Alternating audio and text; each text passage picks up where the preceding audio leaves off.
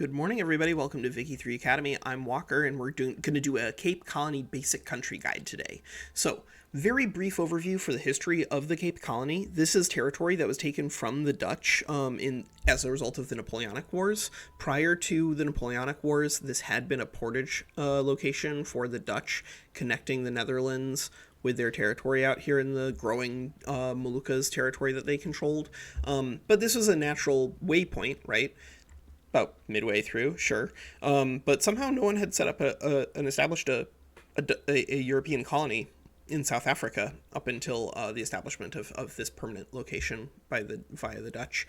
But because Napoleon conquered the Dutch and established the Batavian Republic and all of the insanity of the Napoleonic Wars, the UK seized control of it, and now that's you. But unfortunately for you, unlike some of these other territories, you're a puppet. You're not a dominion, which means despite the fact that you are like right next door to some of the best territory on Earth, you can't actually conquer any of them. The only diplo play you can do here is independence, and you can't ask for a way to become a protectorate instead of a puppet. Nope, can't do that. The only thing we can do here is to try to leave. So that unfortunately is one of those things where you need to prioritize a little bit of autarky as Cape Colony, even though it would normally be really, really good for you to just utilize the fact that you're part of the UK market and get ammunition and just like conquer everybody. You literally cannot do that. You literally cannot do that because you can't declare war. And so can you develop to be part of the British market and utilize the resources internally? Yes, you absolutely can. You can take over the groceries market here and use that to build up your money a whole lot. But the more that you kind of like attach yourself to the British market, the more it's going to hurt when you leave. And so I would actually first begin by saying I would recommend that new players do not play Cape Colony, because you are going to need to be able to build and design your own market internally while ignoring the numbers on the screen. You're going to need to be able to know how the prices of the different things line up and keep track of like how much of your own internal production you're responsible for here, because you're going to need to develop a meaningful economy with actual income and then break free. And so it's going to be tough. It's going to be very tough. That said, there are some things going for you because you are a puppet of the UK. You can use the British to fight civil wars for you. I encourage you to do so. You need to get all this stuff changed up in here. Like, this is bad. You need to get out of migration controls. Fortunately, you have serfdom and slavery are gone, but you're other than that, you still have a lot of problems, right? You have migration controls, that's bad. You have land-based taxation, that's bad. You have local police force, that's bad. You have autocracy, that's pretty bad. So you have a lot of stuff that you need to change, and you're going to have a landowner in your way. You could use this as an opportunity to do a lot of civil warring, but like you can't even do corn laws because you're not the commander of the market, right? Like normally if you are the person in charge of the market, you go in here, you click export, and then you get like a different landowner in charge. But like, oh Jesus Christ, it's not possible. You can't do anything about this landowner other than fight them, and that's what the British can help you do. And then, of course, by destroying the landowners, you can work with these other IGs. And fortunately for you, you have a reasonable mix of IGs to work with. So like you're not restricted as badly as some other puppets are, like Champasak or whatever. But like you need to build an internal economy that can both be self-sufficient as well as sustaining growth. And so you need to know the resources that are in these three locations. Okay, so you have tons of coal here, awesome. You have some fishing, cool.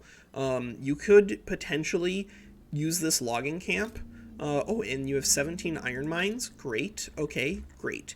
So by looking over the starting things that you have available, it should become pretty clear to you that you have the holy trinity of industrialization, right? You have logging camps, you have coal, and you have iron.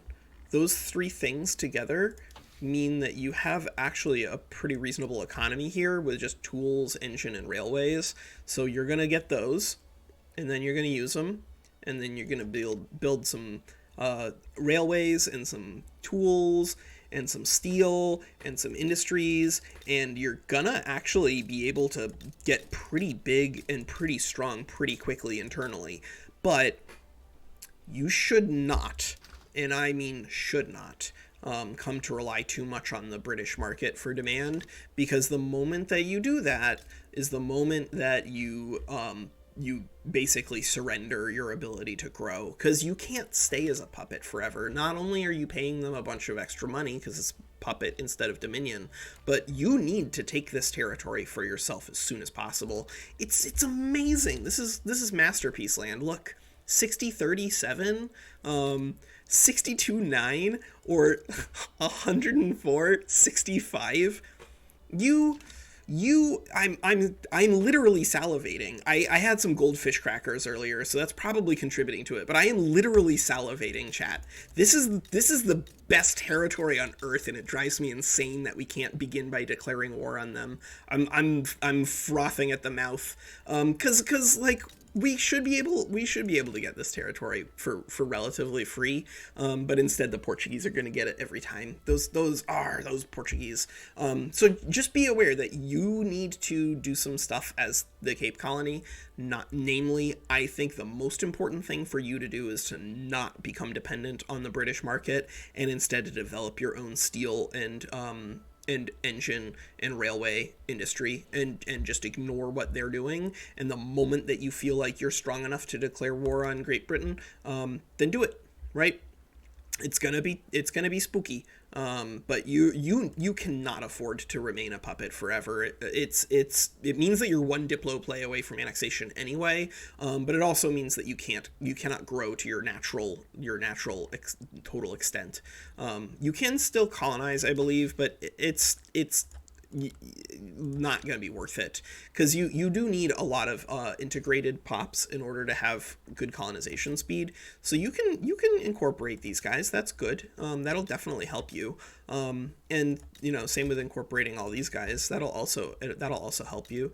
But like you're never going to be able to compete with some of the very powerful European countries in terms of colonization speed.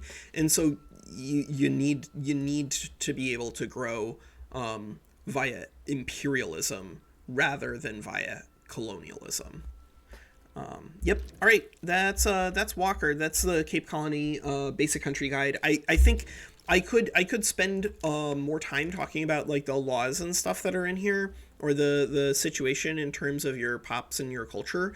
But I do think that the Cape Colony is pretty tough, and so rather than recommending it for like new players, I would recommend it for like intermediate players, people who understand how to keep track of an industrial steel tools loop on their own without using the market at all. Because you're gonna need to declare war on them at some point. You're gonna need to break free, and you're gonna need to have an economy afterwards. Otherwise, breaking free is gonna hurt you more than it hurts them, and that's rough.